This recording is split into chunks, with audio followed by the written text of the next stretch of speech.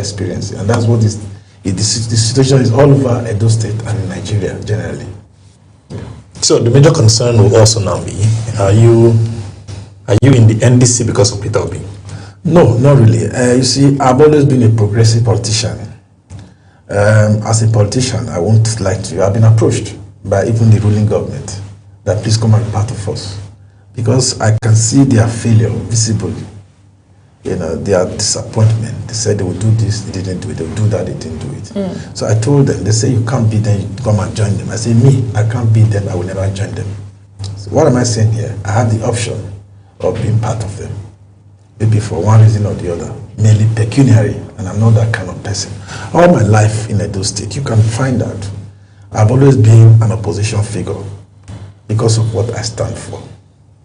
It will surprise you to know that in 2018, the ADC itself, I personally fielded candidate to contest the election under the ADC because I wanted something different.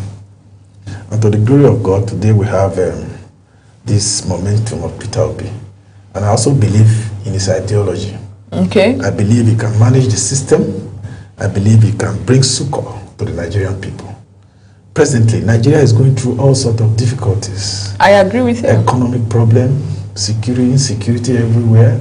Somebody the other time said, if I don't give you light, in 4 years of my government, vote me out. So I want to stand on that mandate.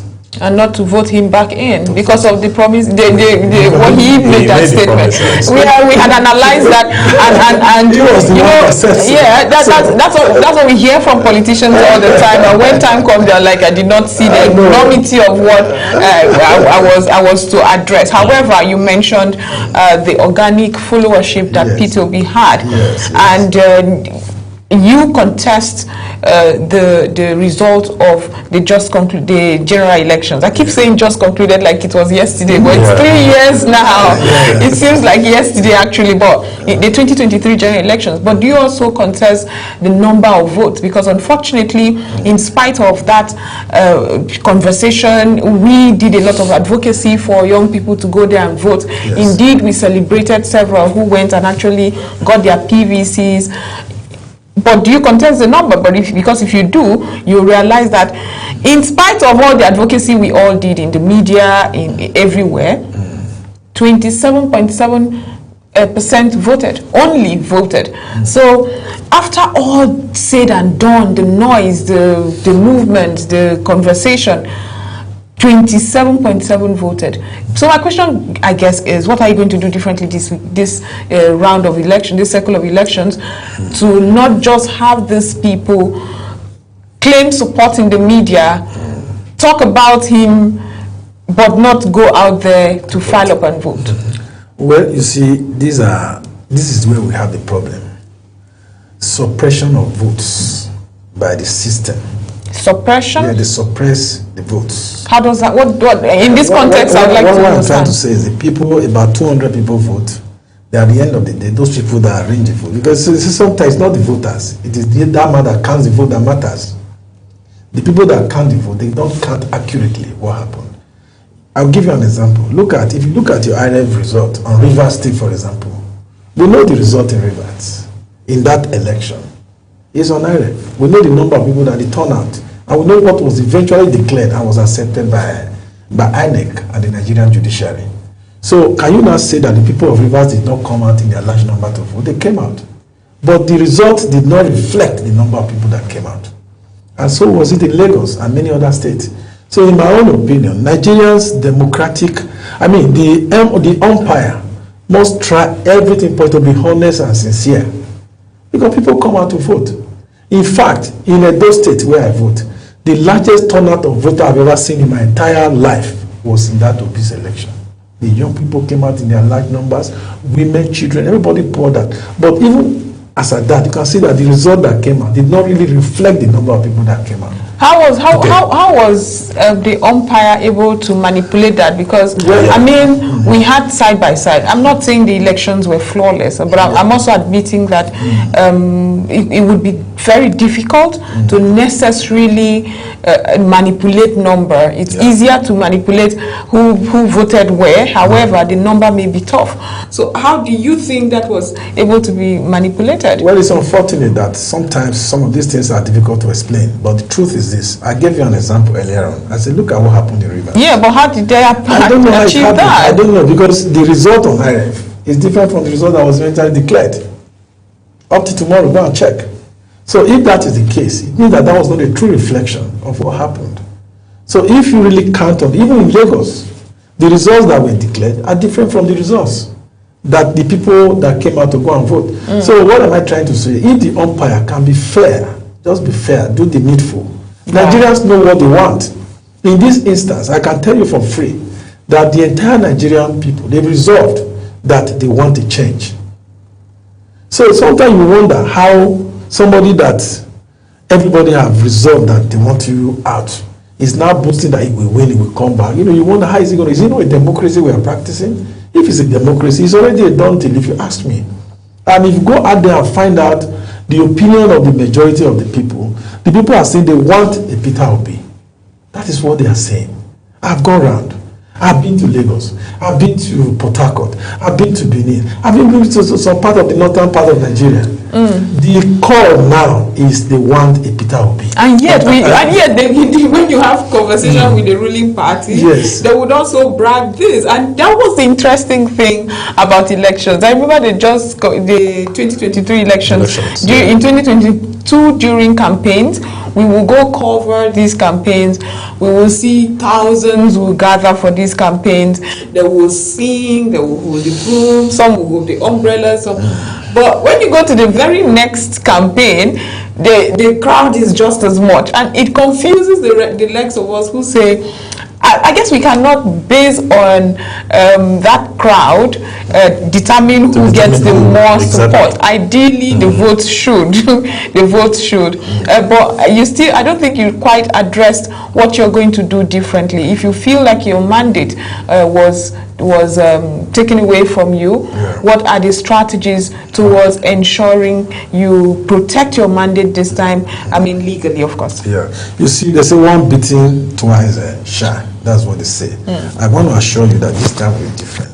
Because Nigerians have seen what it means to be careless, what it means not to protect your vote, the consequences of allowing this, what do I call it, legality, or the consequences of allowing the wrong people to be in power. They have seen it. I can tell you that a few years ago, I had a friend who was a minister in Abuja here. Sometimes he will call me, sir, Sonny, where are you? I said, I'm in Benin. He said, please, can I meet with you in Abuja by 1 o'clock or 2 o'clock? I said, okay, I will be in Benin. I'll drive all the way from Benin to Abuja. I leave by 6 o'clock. By 12, I'm already in Abuja. I finished my meeting with him. By 2 o'clock or thereabout, I head back to Benin. By 9 o'clock or thereabout, I'm already in Benin. The roads were good. The place was safe. Nobody was going to kidnap anybody. But can you try that now? Can you? The answer is big capital no. So this is what everybody is facing. We're all in this roll shit together. And I think everybody is feeling. There's no respect of anybody. Whether you are poor, you are rich, or whatever. Everybody is in this mess. And there's only one solution. Leadership change. Not just change for the sake of it. Change for a better person. You can say you want to change, then you go and bring in another person who is worse than the one that was there. That is not what Nigeria have been able to identify one person who has been consistent. One person who has shown that he has the capacity to do it differently. And that is Peter Obi. And I can assure you that if voted, if we're able to protect the vote, you talked about protection of the vote. We have also realized that one of the mistakes we made in that last election, after voting, we all went home. But this time, nobody will go home. So nobody will go home till the results are declared. With your response, it looks as though you are actually having problems with the election umpire. Yes. Okay, so maybe we should lay out this sort of problems you're actually having with the election umpire, and maybe possible solutions to these problems. Yes, I just told you the solution. The solution is that after voting, everybody must stay to protect the vote. That is for the electorate, not the election umpire. The umpire will have no choice if the people go and say this is the result. But the situation where people vote and go home, The umpire will write whatever he wants to write, and that becomes the result. But doesn't that bring about chaos? Everyone has observers that are supposed to ensure that the right thing is done before you go home, without the entire electorate having to wait, bringing chaos to it. Everybody has. There won't be chaos. There won't be chaos. It's the only way, because the last election they were observers. People came out with their report, but that changed anything. So how would the people change anything. change anything? People say this is the result. They go there. You in their presence. You make sure the results are announced. They all wait and the results are announced. And it's not chaotic. It's not going to be illegal. It's not going to be unlawful. It's going to be something that will be done within the law. Okay. So say this is the result. Please announce it. Okay. I don't think the umpire will have a choice than to do the needful. Okay, so the NDC has emerged as another fresh opposition platform, one that, of course, like you have said, has brought about that attention to it. A lot of individuals are now trooping into the NDC as well. My question here is, what is the ideology of this NDC that a lot of people are trooping into? What makes it different from the ADC and every other political party? You see, if you ask me, I can hardly see any difference between most of these political parties. But the difference majorly is leadership. When you have a very funny leader, no matter the policies of the party, no matter how good the policy, you will not be able to implement them. But if you have a leader who is committed to a good Nigeria, you have a leader who is committed to changing things for the interest of everybody. I mean, it will go along. So honestly speaking, you can hardly, okay, somebody says he will give you light in that if you don't give me light, don't vote me. Was that not a policy statement? It was a policy but statement. Today, are you having light? We aren't. But you're just mentioning something, because a lot of people also analyze this and say this is an individual who was in the Labour Party, could not settle the schism within the Labour Party, had to leave the Labour Party, found maybe another hurdle in the ADC, could not be a peace champion in the ADC, left the ADC. What makes him the point of the center of this rallying around that you're doing, if he is the ideology? Basically, his leadership is what you follow, really, and not any political ideology. What in this that I have mentioned gives you the confidence that he's a leader that can lead a complex place like Nigeria? Yes, he will. Let me tell you, if you talk about the Labour Party, you see, certain things are beyond individual, individuals, So for me, if you talk about the Labour Party thing, this man was there for the good of everybody. But suddenly, crisis came up. He did his best. But there are things you cannot, somebody goes to court, say, I'm not the chairman of Labour Party, and he goes to court. There's interference from outside that the court should give judgment in favor of the man who was never a member of the party. What do you want to do? He's a man who is straightforward. He doesn't believe in giving bribe to judiciary or whatever. But there's somebody somewhere who is influencing certain things. And the person goes to say, this man is not the chairman of Labour Party. The crisis continues. He tries to make peace. It doesn't work. What do you want him to do? He should remain there. I should think there are internal mechanisms to solve. No, it's not. Because, the court, for instance, has given clarity to the Labour Party leadership. If it was internal, no external person will come in. It was no longer internal. There was external intervention, interferences. Look at what is happening in the ADC. The ADC, somebody just came up, a man who resigned, that is no longer a member of the party. The documents are in the public domain, that you resigned. Then suddenly from nowhere, is in court, that he's the authentic chairman, creating unnecessary problem for the party. And as we speak, they went to the Supreme Court. The Supreme Court interpreted remove this whatever is the go back to Federal High Court. One would have expected that the Supreme Court, as a court of finality, would have just resolved everything at that level. Now we are back to the Federal High Court. For a man who is not even a member of the party. So how do you resolve such a case? Because that's external interference. Somebody from outside, he's saying, go and do this, don't worry, I will talk to this, I will talk to that. So how do you want Mr. Peter Obi, who Nigerians have chosen to remain in that kind of situation where at the end of the day, the party might end up not having a candidate? I don't say they won't have. They might resolve it eventually. And time is of the essence. Right. You know, so who would you have said will resolve it? Because a lot of us would say... It's something you cannot resolve. You can't resolve it because the people blowing this... fire? Yes, blowing the fire. They are not members of the party. So who are they? They are outside they are in government. Let me be specific. Government people we're back to that conversation of interference from the ruling party. It's a beautiful time to go for a short break. We have gone half hour into this conversation. It's time to go for a quick break right now. When we come back, we will get into your political story and what you hope to achieve for the Edo South people. We'll be back after this. Thank you. Welcome to RAZEP Africa, the heartbeat of the continent in one show. Here, we celebrate Africa not as a headline, but as a home full of ideas, courage, flavor, and future. This is where we talk about everything Africa. The politics that shape our nations, the innovations that shift our economies, the culture that colors our lives, the challenges we face with honesty, and the victories we are building one story at a time. On this show, no topic is swept aside. We are unfiltered and we are intentional.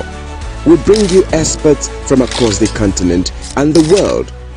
Voices that know, voices that live the African experience, voices that are shaping the next chapter of our story.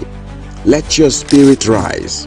We don't just tell Africa's story, we own it. Join Joy Asonye on RAZEP Africa, Monday to Friday at 11 a.m. to 12 noon on Global Television.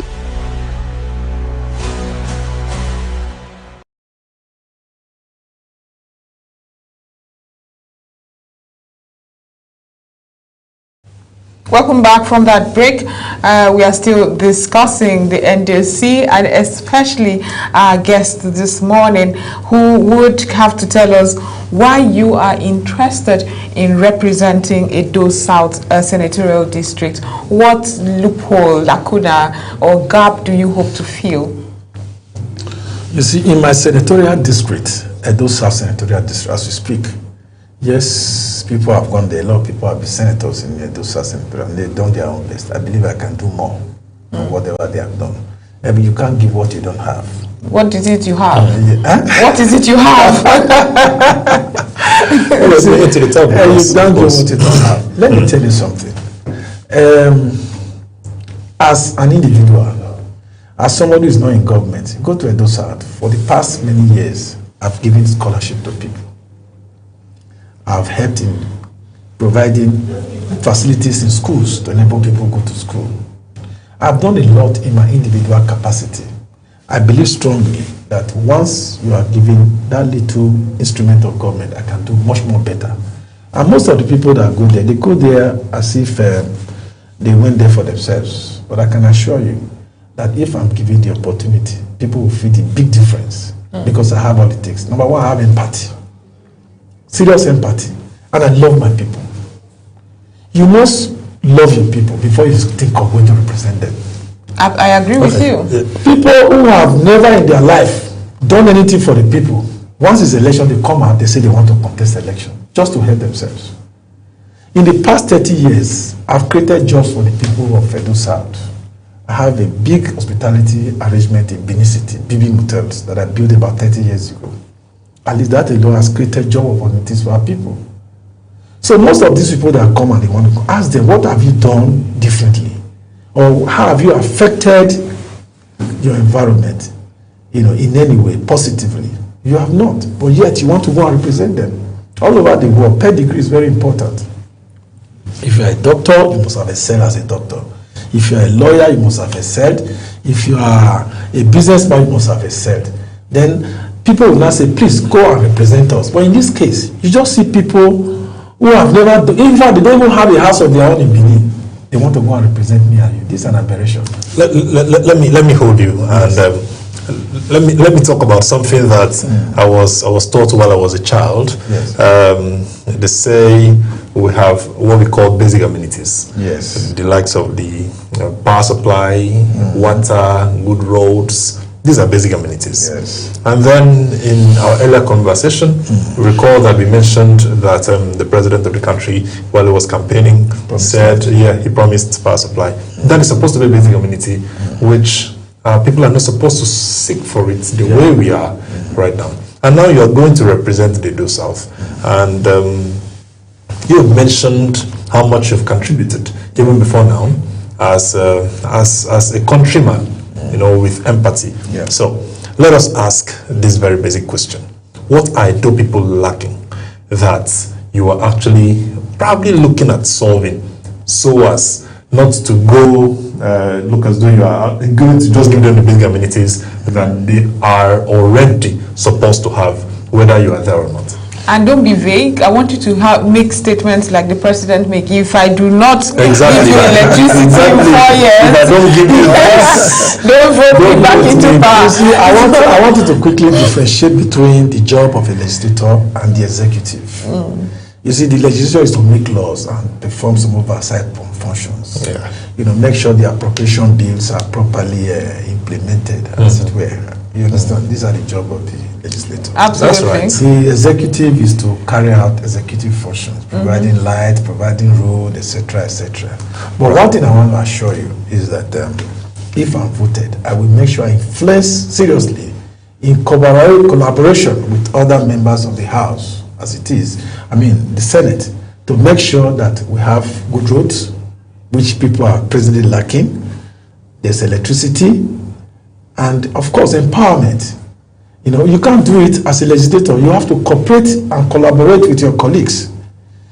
Beg them, if possible, kneel down. Lobby with that's so you cannot come here and say you want to provide light as a senator. That would be going off the point. Yes. Because you don't have that responsibility as a senator. That is even because that isn't what we're asking. Your goal there is to lobby on behalf. If you are serious, these things are achievable. I guess what we want to know is what sector exactly keeps you awake at night. What sector? The Edo South people. Yes, the area of insecurity is very, very very key. Nobody is safe, irrespective of your status in society, whether poor or rich. Nobody is safe.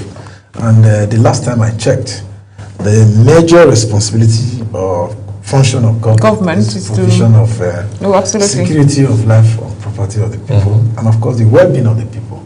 In this government has failed woefully in this area.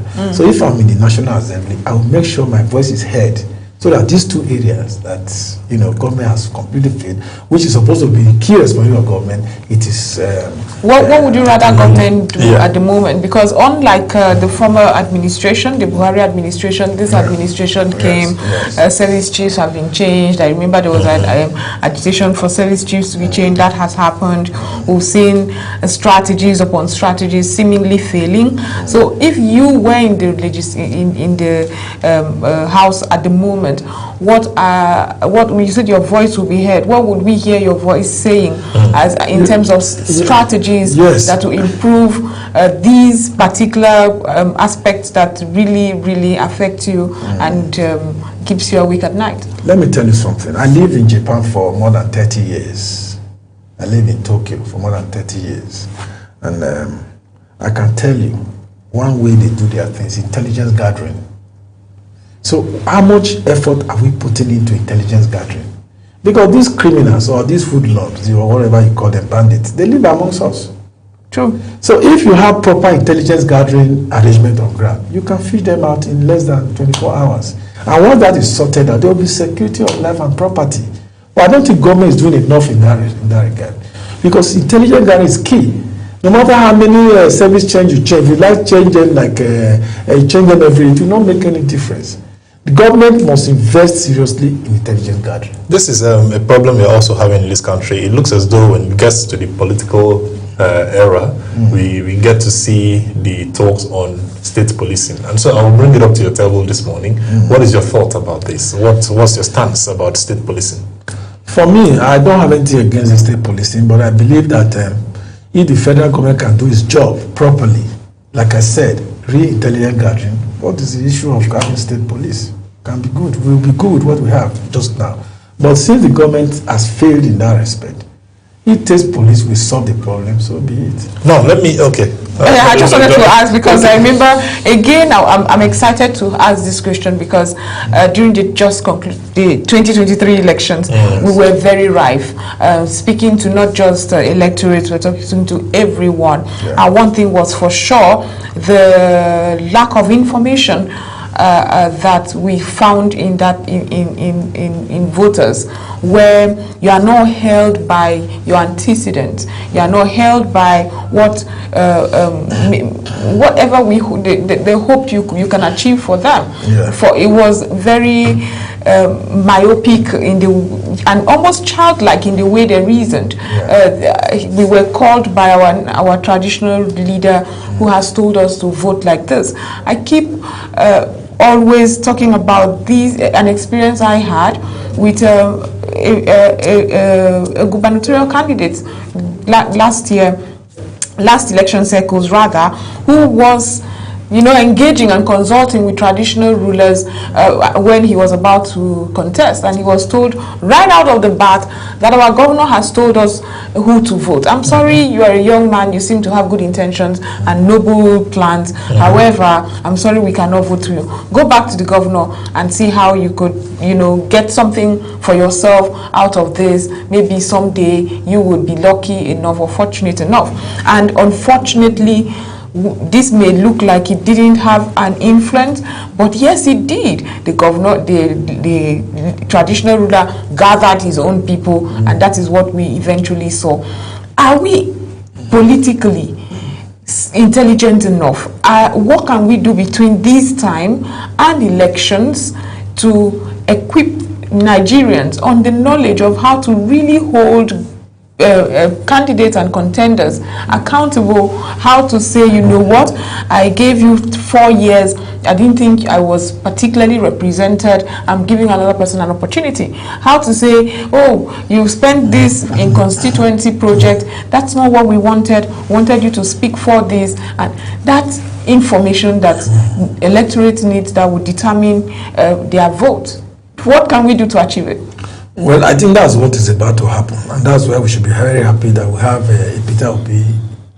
Here we go again. Yes, we're happy that we have a Peter Obi in the ballot, by the grace of God.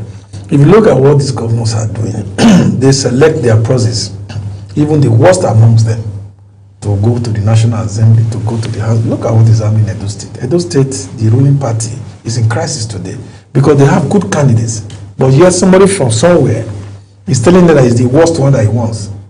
And once he chooses that worst one, everybody, the governor will now give instruction, pull out a lot of resources, and people will go out and vote for that worst person. And tomorrow, all of us will start crying that we are not properly represented. But I can tell you something for free, that this next one, where you have an Obi in the ticket, the right person will emerge. And his vote or election will not be dependent on any leader or any governor.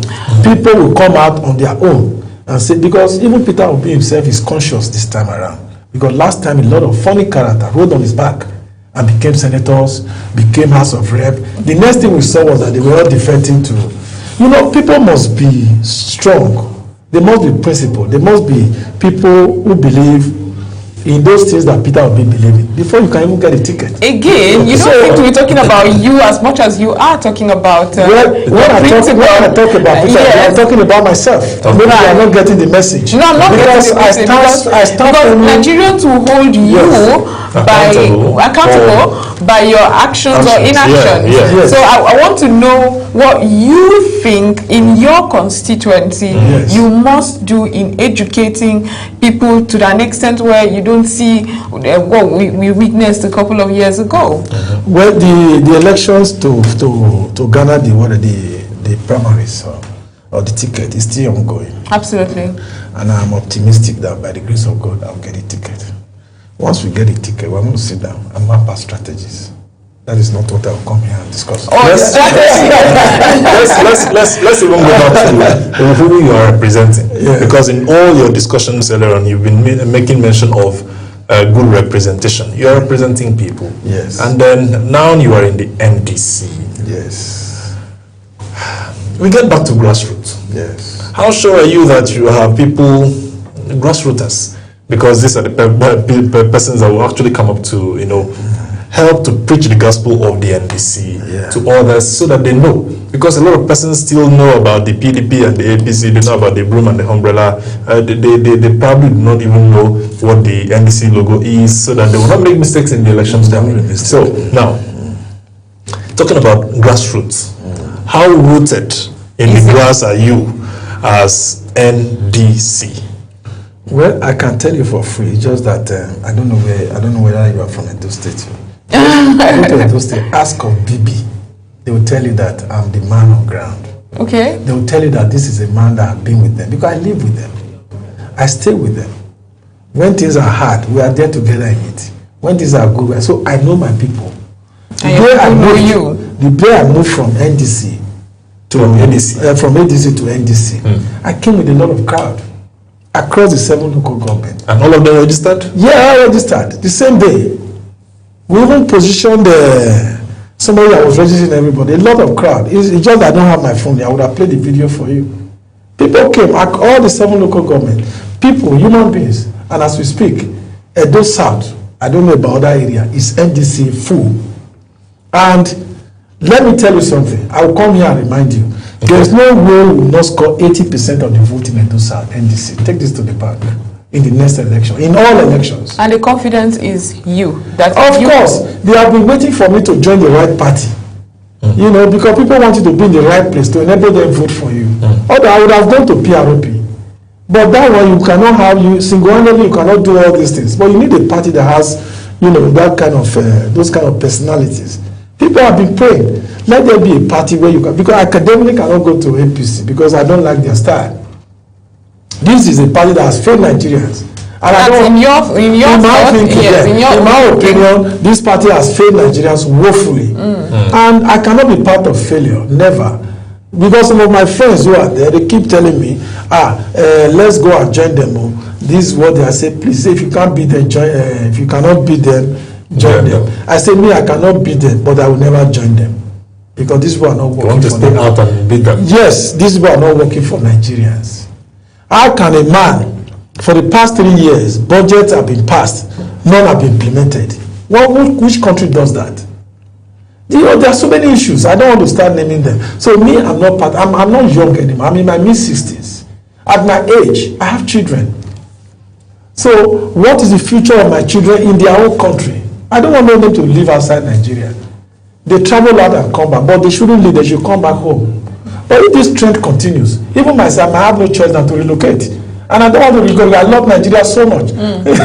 So when people say that the NDC needs to actually align with other political parties for that coalition that will give one strong fight, is it something that the NDC is still considering at the moment? Is it too late now? Or you would count your losses and fight with the organic followership that you already enjoy from Nigerians? Well, NDC has its spokespersons, okay?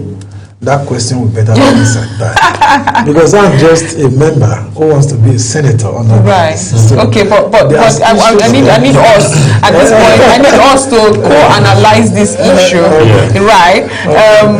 Nigerians have been waiting for that coalition that would, be a formidable opposition against the ruling party. However, my question is, while we are both analysts here, wear my shoes for a minute here. What do you think moving forward the NDC should be? Again, still talking about the fragmentation of political parties across, so that it is one formidable force against an incumbent. Because we could sit here and undermine the powers of an incumbent, but it is what it is. Yes. I agree completely. You see, no doubt the fragmentation, that's the pulling out of NDC from ADC, is a setback of a kind. Nobody can take that away. Because if we are all together, this whole thing would have been easier. It would have been easier. That's if all the players, as it were on the same platform. You know, this whole thing would have been very easy. Absolutely. To push out this government. As it is today, NDC is the only party in that arrangement that have no issue.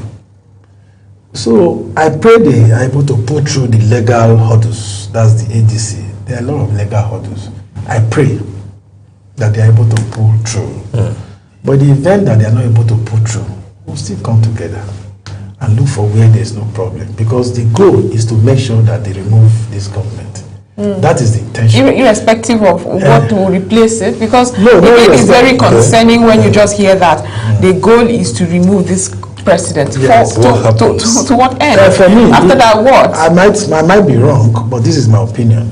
I believe that anything will be better than what we have now. That's what we thought about the past administration. I had a lot of conversations with people like you who were saying that there is nothing as bad as the Buhari administration. Immediately Buhari leaves office, everything will be better. Nobody can be as bad as that administration. But here we are. That anything is nothing. So it will now result Nigerians to nothing.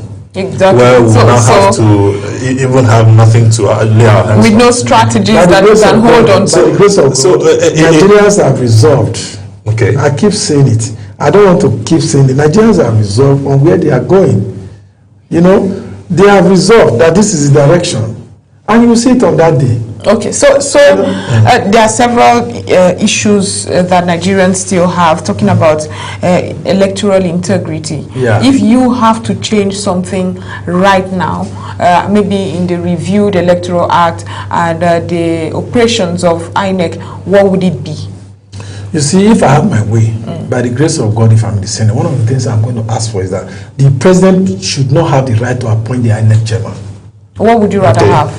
There should be a system, judiciary, other bodies should be involved. That is insulated from influence? Influence, yes. So this system where the president will sit down and appoint his sister as INEC chairman, he will appoint his cousin as a rec. I mean, that is where the whole problem starts from. So if we can isolate that from this electoral process, you see that everything will get better. Because when you appoint the referee, is now wearing the jersey of a team that is in game, then it becomes a problem. For instance, Nigeria and Algeria are playing game. Nigeria is wearing green and green. Algeria is wearing red and red. The referee is now wearing this thing of. But the referee, but by that same illustration, the referee at some point was had empathy or was endeared to someone. The person at some point, at the time when he's referee, he's of course not to be wearing that jersey, but that's just what I wanted to be saying. So what message do you have for young Nigerians who have maybe lost faith? We saw the elections that happened in Abuja. We had just a very paltry number of people who came out to vote for the area council elections. It made a lot of us worried that we could have this apathy seep into the general elections, where young people just say, of course they know who would emerge, and so they do not give an effort in, like you said, protecting their vote and even participating largely in this political space. What would be your message to Nigerians who are a bit disillusioned? And maybe you want to answer in line with that. I like talking about this a lot. The leaders of tomorrow are supposedly the youngest, the younger people. And gradually it looks as though the older ones are fading the younger ones away. Exactly. You have said here that you are actually in your early or late 60s or so. So mid-60s. He's attacking you. I hope so one would think that, just like Joy has asked, the hope of the young Nigerians in not just going out to become the electorate, but also taking leadership positions. Yes, I want to encourage the younger ones to come up and contest elections. Okay. And in the past, I've encouraged them. And like I said here, in 2018, I sponsored candidates to contest elections. The young people. The nomination form is 50 million, 100 million. No. That's all this party. My party will not take 100 million. Right. Okay. NDC is People's Party. Okay. You see the fee is going to be the lowest. Okay. They will not, because this is a party that wants to encourage young people, not money bags. Yes, I can tell you that for free. So you see when the nomination money comes out, it's not going to be as high as the one of all these other money bag party. No. So I want to plead with our people that all hope is not lost. We still have a lot of hope. Nigeria is not finished. Let them not have the impression that if you vote, your vote will not count or all that kind of crap. This time, if you are committed, you go and vote. And you are committed, you believe your vote will count. So they shouldn't be discouraged. Okay. People should come out in their large numbers and vote Peter Obi so that we can have a good government in Nigeria. That's my advice for everybody. That has been Honorable Sonny Aguebor. Thank you so much for being part of today's edition of RAZEP Africa. Thank you so much. Thank you. Thank you for having me. Yes, and good luck as you go championing the NDC exactly. cause and your senatorial bid. But this is where we end it here on RAZEP Africa today. Rest assured, we'll be back next time with so much more. I am Joy Asoye. And I am Uime Anete. They don't like